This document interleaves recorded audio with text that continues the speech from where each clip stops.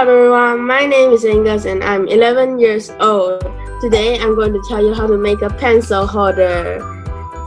First, you need a piece of paper,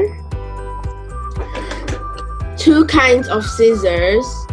One is a normal scissors and the other one is a wave edge scissors, a glue,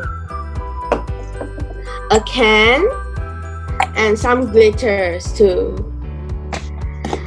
First, you need to cut the top of the can. Never cut the bottom of the can because the pencil will leak out, will get out. Then you cut a piece of paper like this. Wrap it around the can. When the paper touches together, you make a mark so that you know how big is the can. Then you place it on the other piece of paper so that you can cut how big, so that you can know how big the can is and cut the paper perfectly like this. Then you can use the wave scissors to cut the edge so that the cardboard will look like this.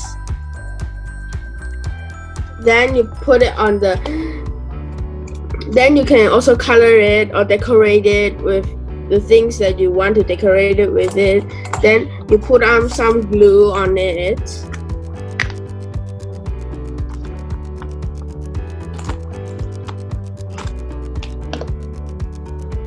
You stick it on the can perfectly. Then your pencil holder is finished.